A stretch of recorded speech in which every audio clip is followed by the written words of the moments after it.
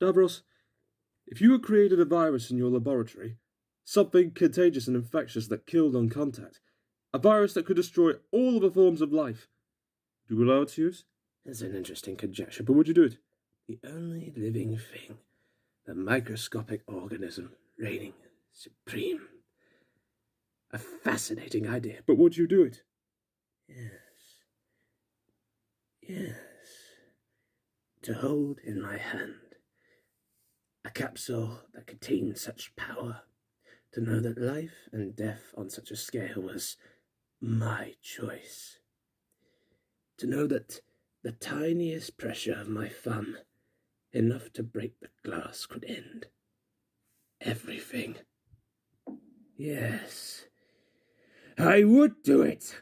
That power could set me up above the gods, and through the Daleks, I will have that power! That very conversation with the Doctor had given Davros, the creator of the Daleks, inspiration he needed to obtain such power. Although it was stopped by the Doctor's hand in the original timeline, in another universe, Davros had activated the reality bomb before the TARDIS could even land. 27 planets destroyed, the universe in pieces, with no resistance to fight back. The Daleks reigned supreme across the universe. But at a moment in time when the multiverse was ripped apart by an extraordinarily unforeseen circumstance, it had given this universe a brand new hero. He may deny it, but he doesn't know how much of an impact he'll bring to this fractured world.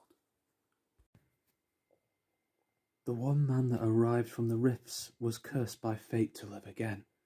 Going by the name John Smith, he travels the wasteland trying to find himself and to find out why he's even alive. He thought he would be alone on his travels, but he soon met up with two allies to help face against the Daleks. Their names were Vinda and Novice Haim. Even when going after the Dalek prison camps, there was so little life left to save. John looks on a horrifying sight and thinks about what happened in his world. All this destruction, and for what? Vinda and Haim try to allow John to hold on to hope, but John says that he doesn't deserve it when he was the one that ended his world and everything else. In spite of that, his two allies and friends only saw him as a man who regrets and has a chance to make things right. But just then, John had an idea. If there is nothing but death in this world, then there is one person in the universe who would despise the Daleks more than anything. Enter Sutekh, the god of death. Though he is bound to deliver death, without the sport of life roaming to meet death, Sutekh was without a purpose. John asked Sutekh for help to fend off the Daleks and defeat them before a second reality bomb is activated to eradicate all remaining life. Sutekh agrees, but on one condition. Once Davros falls, and the Daleks along with him, Sutekh would take John's life as payment.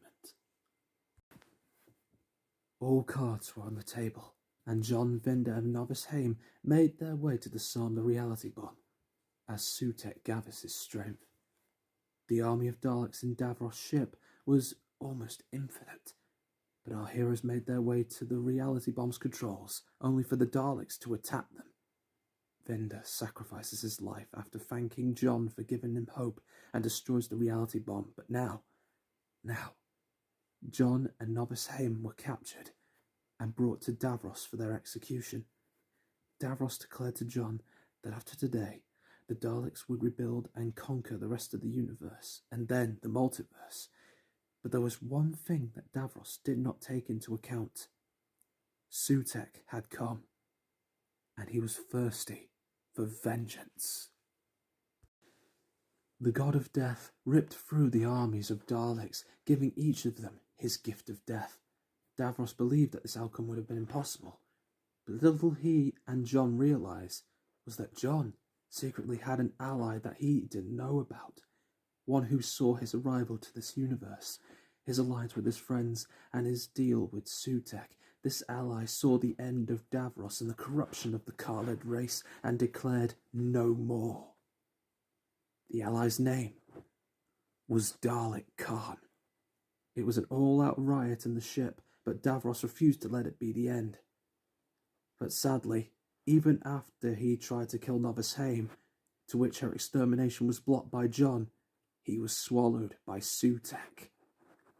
Davros was no more. But upon his potential death, John found meaning in his life and prepares for Sutek to claim it, as promised. But Novice Haim, in an unexpected act of kindness, offers her life instead.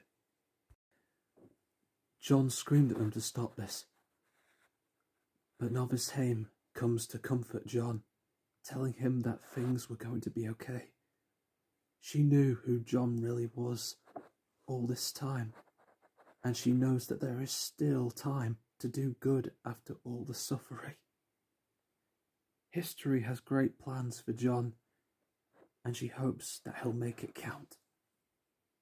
Sutek then takes Novice Haim's life and leaves. Their deal was done. But as the rift opens to take John home, Dalek Khan wonders what will be next for John. But thankfully, I will know. He came to my aid to save me from the Godslayer incident, to rescue us when we needed his help the most. And I have a feeling that he's going to be okay. For the moment he returned to his TARDIS, from the moment the Godslayer was defeated, John knew he was no longer the Time Lord victorious. Now, once again, he's now and always will be the Doctor.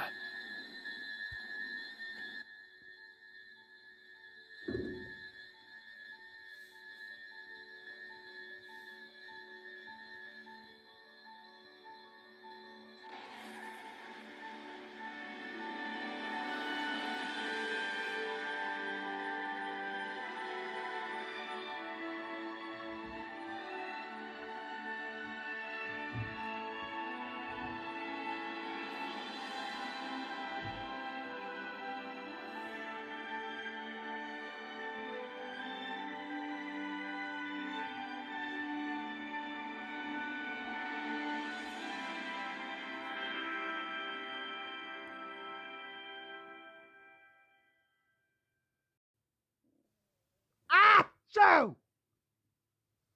Oh. Well, that wasn't so bad. Don't know why everyone's so sad about this part. Sure, my beard's all bushy, and my voice is different. But at least I still got my Scottish accent. Everything's gonna be okay. Oh. Oh.